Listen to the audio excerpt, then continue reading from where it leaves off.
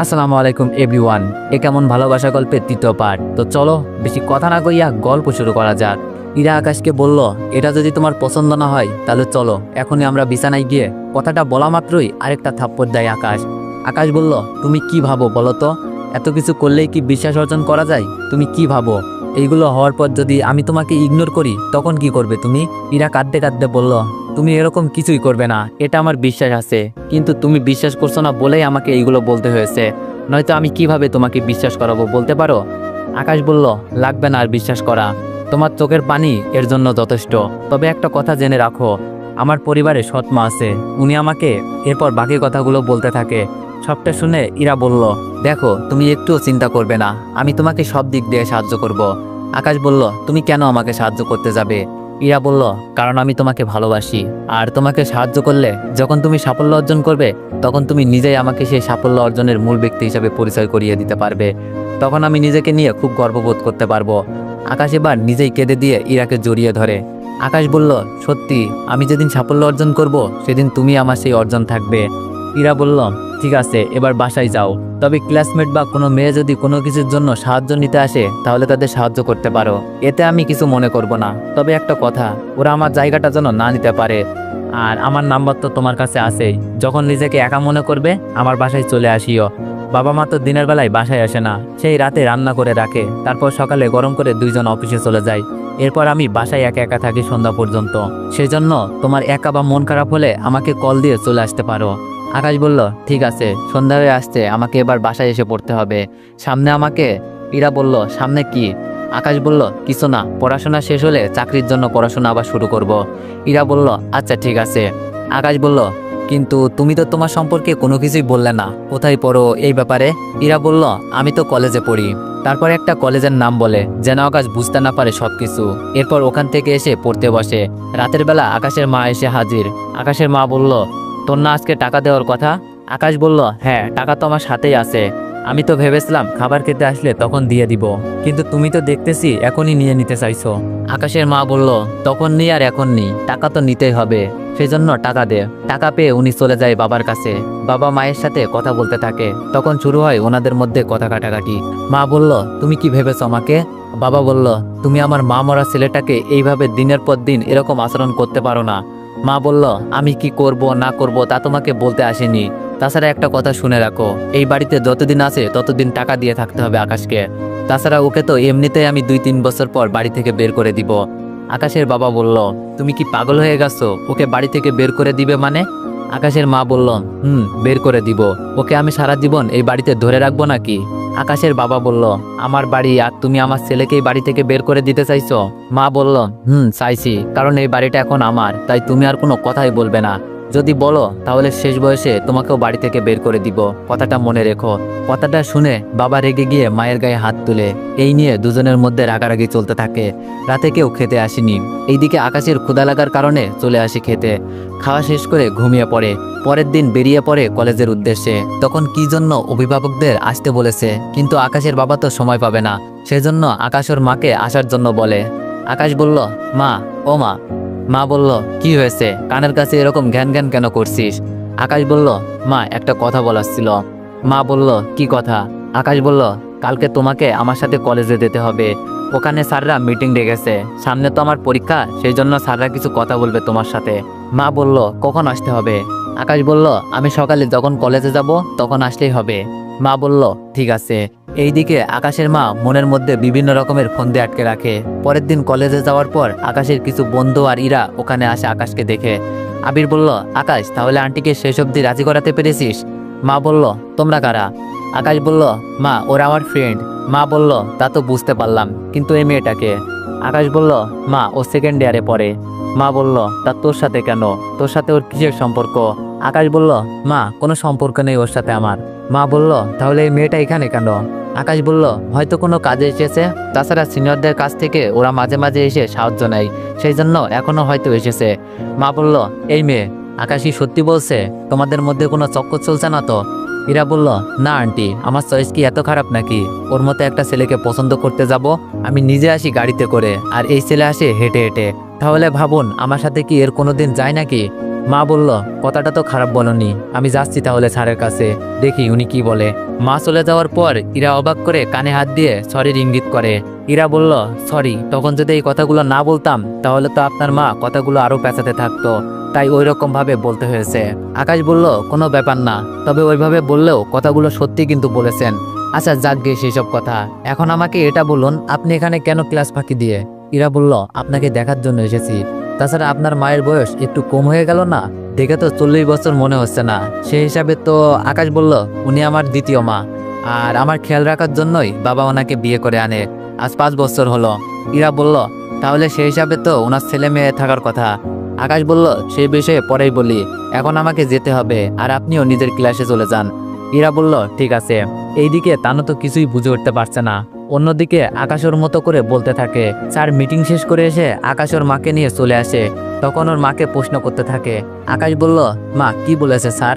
মা বলল, যাই বলে থাকুক, তা জেনে তুই কি করবি? আকাশ বলল, স্যার তো বলেছিল আমাদের সম্পর্কে কিছু কথা বলবে, আমাদের কিভাবে খেয়াল রাখতে হবে এইসব বিষয়ে বলেছে, বুঝাবে। আর তুমি বলতেছো কিছুই বলেনি? মা বলল, তোকে চুপ থাকতে বললাম না আমি? আকাশ মনে মনে বলল, চুপ তো থাকতে বলবেই, কারণ স্যাররা যে বিষয়ে বলেছে তুমি তো সেই সব বিষয়ে কখনো খেয়ালই রাখতে পারো না, সেই জন্য এখন এইসব বলতেছ। আকাশ বাসায় চলে আসে। এইদিকে আকাশের মন খারাপ, তাই ইরাকে কল দিয়ে ওদের বাসায় আসে। ইরা দরজা খুলে দিয়ে আকাশকে নিয়ে বারান্দায় আসে। ওইখানে দোল খেতে খেতে ওরা কথা বলতে থাকে। কথা বলতে বলতে সন্ধ্যা হয়ে আসতে ইরা বলল, তুমি একদম টেনশন করিও না, আমি তো আছি তোমার পাশে, তোমার সব দিক দিয়ে আমি খেয়াল রাখবো। তুমি শুধু বলিও তোমার কখন কি লাগবে, তাহলে আমি আগে থেকেই তা তৈরি করে রাখবো। আকাশ বলল, তাহলে আমি উঠি? ইরা বলল, আচ্ছা যাও। এইদিকে আকাশ যাচ্ছে না বলে ইরা বলল, কি ব্যাপার, কিছু কি বলতে চাও? আকাশ বলল, পাটা আমার হাঁটুর উপরে রাখো। ইরা অবাক হয়ে বলল, কেন? আকাশ বলল, আরে রাখো, তারপর বলতেছি। ইরা আকাশের হাঁটুর উপরে পা রাখলে আকাশ একটা পায়েল পরিয়ে দেয়। এতে ইরা অনেক খুশি হয় আর জড়িয়ে ধরে। আকাশ বলল, তোমাকে দেওয়া আমার সামান্য উপহার। ইরা বলল, তোমার কাছে সামান্য হলেও আমার কাছে এটা কিন্তু অনেক দামি। আকাশ বলল, সত্যি তুমি অনেক ভালো। ইরা বলল, তুমিও তো অনেক ভালো। তাহলে এখন বাসায় গিয়ে পড়ো, তোমার তো সামনে পরীক্ষা আর আমারও পরীক্ষা, সেই জন্য পড়তে হবে। তাই তুমি পরীক্ষা শেষ করে না হয় আমরা ভালো করে আবার দেখা করব। ততদিন তুমি সময় করে করে আসিও দেখা করতে। আকাশ বলল, আমি এমন একজন মানুষ, জানি না তোমার কথা আমার পরিবারকে জানাতে পারবো কিনা। ইরা বলল, তুমি তো তোমার বাবাকে শ্রদ্ধা করো, তাহলে তোমার বাবাকে আমাদের রিলেশনের কথাটা বলিও, তোমার মাকে জানানোর প্রয়োজন নেই। আকাশ বলল, তাই করব, কিন্তু ওনাকে তবুও একবার জানাবো, দেখি উনি কি বলে। ইরা বলল, ঠিক আছে বলিও, এখন তাহলে বাসায় যাও। আকাশ বলল, ঠিক আছে। আকাশ বাসায় এসে পড়াশোনা করতে থাকে। এইদিকে ইরাও পড়াশোনা শুরু করতে থাকে। অন্যদিকে দিন যতই যাচ্ছে আকাশের পরীক্ষা কাছে চলে এসেছে, তাই ইরার সাথে শেষবারের মতো দেখা করে ওদের বাকি কথা সেরে নেয়। আর ইরা আকাশের হাতে 2000 টাকা দেয়। আকাশ নিতে চায়নি, তাও জোর করে ইরা দিয়ে দেয়। ওই টাকা নিয়ে চলে আসে। এইদিকে পরীক্ষা শুরু হওয়াতে আর ইরার সাথে আকাশের তেমন যোগাযোগ হয়নি। এইদিকে আকাশ পরীক্ষা শেষ হওয়ার পর জানতে পারে ইরার বাবা মা ওকে নিয়ে আমেরিকায় চলে এসেছে। এইদিকে খবরটা শুনে আকাশ তো কেঁদে দেয়। 1 বছর পর একটা লোক বলল, স্যার একজন মেয়ে আপনার সাথে দেখা করতে এসেছে। আকাশ বলল, আমার সাথে? আচ্ছা পাঠিয়ে দাও ওকে। কিছুক্ষণ পর একটা মেয়ে আসে। মেয়েটাকে দেখে আকাশ চেয়ার থেকে উঠে দাঁড়িয়ে যায়, কেননা মেয়েটি আর অন্য কেউ ছিল না, সে ছিল ইরা। এরকম ভাবে ইরাকে দেখে আকাশ কল্পনাও করতে পারিনি, কিন্তু এটা অফিস, তাই নিজেকে সংযত করে আকাশ বলল, বসুন এখানে, কিভাবে সাহায্য করতে পারি আপনাকে? ইরা বলল, আমাদের জমিতে কিছু সমস্যা হয়েছে, তাই ওই ব্যাপারে আপনার সাথে কথা বলার জন্য এসেছি। আকাশ বলল, কতদিন ধরে এই সমস্যা? ইরা বলল, এই তো 1 মাস হলো। আকাশ বলল, তাহলে এতদিন পরে কেন এলেন? ইরা বলল, আসলে আমি আমার পরিবারের সাথে আমেরিকায় গিয়েছিলাম, ওখানে আমাকে ডক্টর দেখাতে হয়। ওই কাজের জন্য ওখানে আমাকে প্রায় 8 মাসের মতো চিকিৎসা নিতে হয়েছে। এরপর বাকিটা আমি সুস্থ হওয়াতে আমরা আবার দেশে ফিরে আসি। এরপর জানতে পারি আমাদের বাড়িতে অন্য কেউ থাকতে এসেছে 1 মাস ধরে। এখন ওরা আমাদের কিছুতেই বাসায় ঢুকতে দিচ্ছে না। পুলিশদেরও অনেক বলেছি, কিন্তু ওরা তো কিছুই বলতে পারছে না। আকাশ বলল, কাগজপত্র তো সবকিছুই আপনাদের নামে, তাহলে কাগজপত্র দেখালেই তো সমস্যার সমাধান হয়ে যায়। ইরা বলল, কাগজপত্র তো আমরা বাসায় রেখে গিয়েছিলাম, এর ভিতরে ওরা কাগজপত্র নিয়ে নিয়েছে। পুলিশের কাছে বলাতে ওনারা বলে আপনার সাথে দেখা করতে। আকাশ বলল, ঠিক আছে, আমি কালকে তাহলে ব্যাপারটা দেখতেছি। ইরা বলল, ধন্যবাদ, আমি তাহলে এখন আসি। আকাশ বলল, এখন বর্তমানে কোথায় থাকেন? ইরা বলল, একটা বস্তির মতো জায়গা আছে, ওখানে থাকি। তাছাড়া আমার অপারেশনে অনেক টাকা খরচ হয়ে গিয়েছে, এখন শুধুমাত্র আমাদের ওই বাড়িটা আছে, এর বাইরে আর কোনো কিছুই নেই। আকাশ বলল, আচ্ছা কাল তাহলে একবার অফিসে চলে আসবেন, তারপর আমি আপনার বাসায় যাব, বাকিটা আমি দেখে নিব। ইরা বলল, ধন্যবাদ আপনাকে। এইদিকে ইরা যাওয়ার পর আকাশের দুই চোখ দিয়ে শুধু পানি পড়েই চলেছে, কেননা এতদিন ধরে আকাশ যাকে সবচেয়ে বেশি ঘৃণা করে এসেছে, কিন্তু আজ তারই এত বিপদ। তার উপর ও চিকিৎসা করাতে গিয়েছে, ব্যাপারটা জানার পর তো আরও বেশি খারাপ লাগছে আকাশের। এইদিকে আকাশ বাড়িতে ফিরে আসে, তখন আকাশের মা বলল, আকাশ খেতে আয় তুই, তাছাড়া আজকে এত লেট করলি যে আসতে। আকাশ বলল, এত আদিক্যতা আমাকে এখন দেখাচ্ছ কেন বলো তো? আকাশের বাবা বলল, কি করবি বল, আজকে তোর কাছে টাকা আছে, বাড়ি আছে, গাড়ি আছে, সেজন্য তোর মায়ের এখন এরকম অবস্থা। আকাশের মা বলল, এরকম করে তুমি কথাগুলো বলতে পারলে? আকাশ বলল, বাবা তো ঠিকই বলেছে, তুমি বাড়িতে আসার পর আমার সাথে কিরকম আচরণ করেছো তাকে আমি ভুলে গেছি মনে করেছো?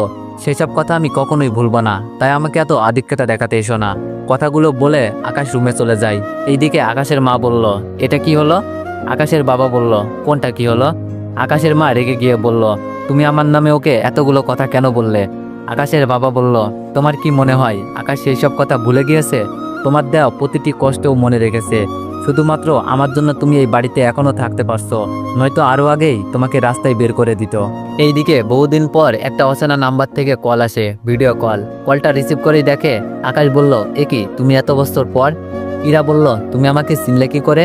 আকাশ বলল, তোমার সেই আগের বোরকাটা এখনো পরে আছো, সেই জন্য চিনতে সুবিধা হয়েছে, কিন্তু তুমি এত রাতের বেলায় বোরকা পরে কেন কল দিলে, তাও 1 বছর পর? ইরা বলল, তেমন কিছু না, তোমাকে যার জন্য কল দিয়েছি, কালকে কি দেখা করতে পারবে? আকাশ বলল, কাল তো সম্ভব না কোনোভাবে, একটা কাজ আছে, 2 দিন পর দেখা করি, একটা ঝামেলা শেষ করতে হবে। ইরা বলল, আচ্ছা তাহলে আমি রাখি। কলটা কেটে দেয়। এইদিকে আকাশ বুঝতে পারে এই মেয়েটা আকাশকে কিছুটা হলেও পছন্দ করে, কিন্তু আকাশ যে অন্য কাউকে নিজের মন দিয়ে রেখেছে তা আজকে তাকে দেখার পর বুঝতে পারে। পরের দিন অফিসে এসে দেখে ইরা ওর বাবা মাকে নিয়ে বসে আছে। ইরা কিছুক্ষণ পর রুমে আসে।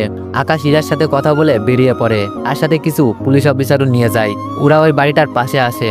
বাড়িটাকে দেখে আকাশের অনেক স্মৃতির কথা মনে পড়ে যায়। বাড়িটা ভালো করে দেখতে থাকে। তখন কয়েকজন লোক আসে ওদের সামনে। একটা লোক বলল, কি ব্যাপার, পুলিশ কেন এখানে? পুলিশ বলল, ওই চুপ কর তোরা, স্যার এসেছে কথা বলতে, যদি বেশি বাড়াবাড়ি করিস তাহলে সব কয়টাকে জেলে নিয়ে যাব। লোকটি বলল, ঠিক আছে বলুন। আকাশ বলল, এই বাড়িটা এদের, তাই তোমরা নিজেদের যা কিছু আছে তা নিয়ে বেরিয়ে যাবে এখনই। লোকটি বলল, যদি না বের হই তাহলে কি করবেন? কথাটা বলতে না বলতেই ওই লোকটার মুখে আকাশে একটা ঘুষি মারে। এতে লোকটার মুখ ফেটে রক্ত বের হতে থাকে। তার উপর পুলিশ থাকায় লোকটা কি করবে তাই বুঝতে পারছে না। এইদিকে লোকটি আকাশের দিকে তেড়ে আসতে দেখে বাকি পুলিশ তো বন্দুক তাক করেছে, তাই ভয়ে বাসা থেকে বের হয়ে যায় লোকগুলা।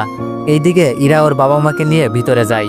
আকাশ চলে যাচ্ছে দেখে ইরা বলল, তুমি আসবে না ভিতরে? কথাটা শুনে আকাশ থমকে যায়, তাই পুলিশদেরকে বিদায় করে চলে আসে ইরার রুমে। ইরা তখন দরজা বন্ধ করে দেয়। ইরা বলল, কেমন আছো তুমি, বিয়ে করেছো কি? আকাশ বলল, আমি তো আছি অনেক ভালো, বিয়ে তো এখনো করিনি, তবে করব ভাবছি, এতদিন পর্যন্ত মেয়ে পাইনি, এখন যখন পেয়ে গিয়েছি তখন আর লেট করব না। ইরা বলল, যাক, মেয়ে যখন পেয়ে গেছো তখন বিয়ে করে নেওয়াটাই ভালো, তা দাওয়াত পাবো তো আমি? আকাশ বলল, তুমি না আসলে বিয়ে হবে কি করে? ইরা বলল, মানে? আকাশ বলল, আরে তোমাকেই তো আমি বিয়ে করতেছি। আকাশ কথাটা বলেই ইরাকে জড়িয়ে ধরে কান্না করতে থাকে। ইরাও নিজেকে আটকে রাখতে না পেরে কান্না করতে থাকে। আকাশ বলল, কেন আমাকে এইভাবে একা রেখে চলে গেলে? ইরা বলল, কি করব আমি, আমার মাথায় যে টিউমার ধরা পড়ে, আর তোমার পরীক্ষা ছিল, তাই আমি চাই না আমার এরকম কথা শুনে তোমার পরীক্ষা খারাপ হোক, তাই আমি না বলেই চলে গিয়েছিলাম। আকাশ বলল, তুমি জানো আমি তোমার জন্য কতটা অপেক্ষা করেছিলাম? ইরা বলল, কিন্তু তুমি আইপিএস অফিসার হলে কি করে? আকাশ বলল, আমার পরীক্ষা শেষে তুমি যখন চলে গিয়েছো এরপর রেজাল্ট দেয়, আর আমি অনেক ভালো মার্ক পাই।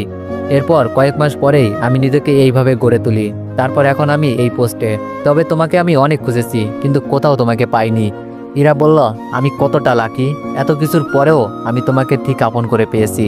আকাশ বলল, তুমি তো আমাকে বলেছিলে তুমি আমার জন্য লাকি হয়ে আসবে, দেখলে আজ তাই হলো। ইরা বলল, তুমি ভেবে নিও না তোমার সফলতা দেখে আমি এরকম কথা বলছি। আকাশ বলল, তুমি যে কি বলো না, তুমি শূন্য হাতে যখন আমার হাত ধরেছো তখন তো তুমি ঠিকই ছিলে আমার পাশে। আজকে আমি সফলতা অর্জন করেছি, তোমাকে পেয়েছি, এটাই আমার জন্য বড় পাওয়া। ইরা বলল, আচ্ছা একটা কথা বলো, আমি যদি বিয়ে করে নিতাম তাহলে তুমি কি করতে? আকাশ বলল, আমার বিশ্বাস ছিল তুমি এরকম করতে পারো না, অনেক খোঁজ নিয়েও আমি তোমাকে পাইনি, কিন্তু আজকের ভাগ্যের কি পরিহাস, আমি তোমাকে পেয়ে গেলাম।